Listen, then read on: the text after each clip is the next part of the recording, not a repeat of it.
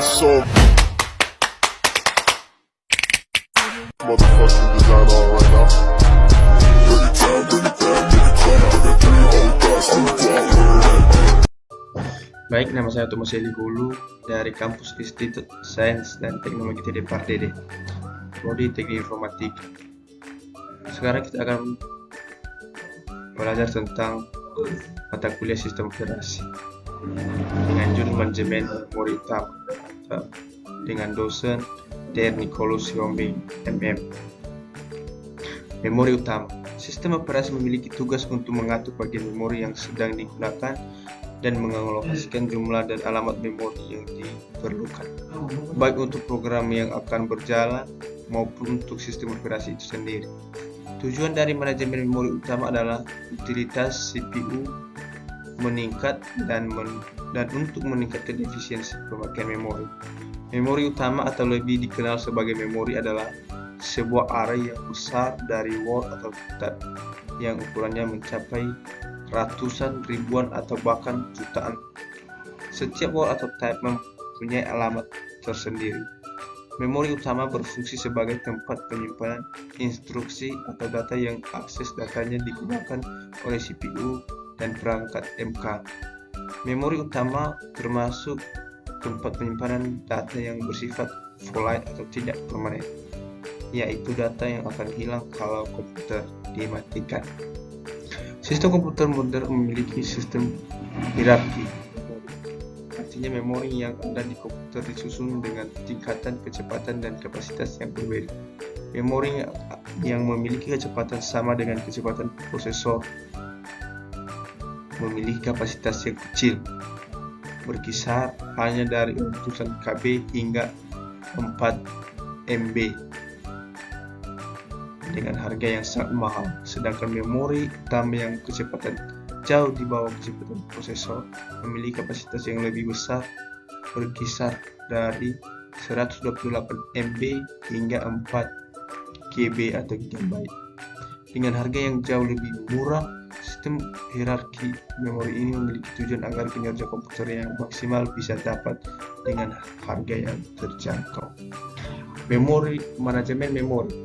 Memori adalah pusat dari operasi pada sistem komputer modern, berfungsi sebagai tempat penyimpanan informasi yang harus diatur dan dijaga sebaik-baik. Memori adalah array besar dari word atau tab yang disebut alamat. CPU mengambil instruksi dari memori berdasarkan nilai dari program counter. Sedangkan manajemen memori adalah suatu kegiatan untuk mengelola memori komputer. Proses ini menyediakan cara mengalokasikan memori untuk proses atas permintaan mereka.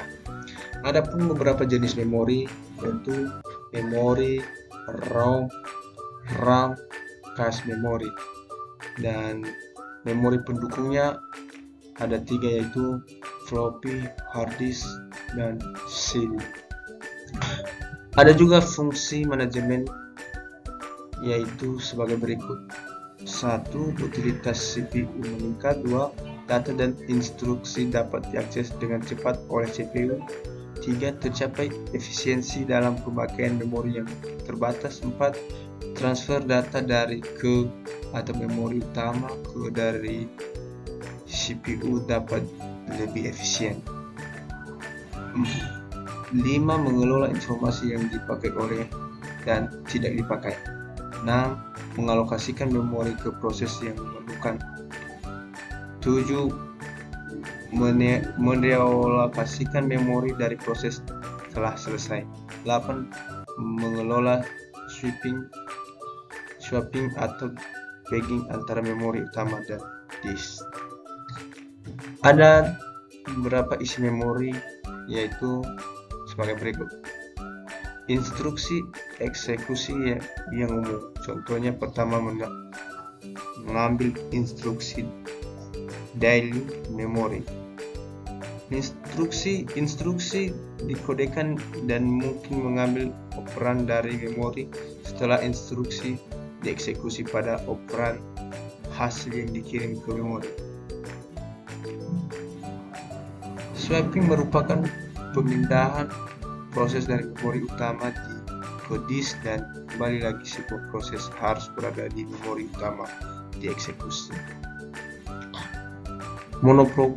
Monoprogramming merupakan jenis manajemen memori yang paling sederhana. Sebuah sistem komputer hanya dapat dijalankan satu program atau pengguna pada satu waktu. Seluruh sumber daya sepenuhnya dikehendakikan oleh proses yang sedang berjalan. Ciri-ciri monoprogramming adalah sebagai berikut. Hanya satu proses pada satu waktu, hanya satu proses pemakaian seluruh memori, pengguna membuatkan program dari disk ataupun tab ke semua memori, program pengontrol seluruh mesin. Oke, demikian hasil presentasi saya. Jika ada kata yang salah, mohon dimaklumi. Terima kasih.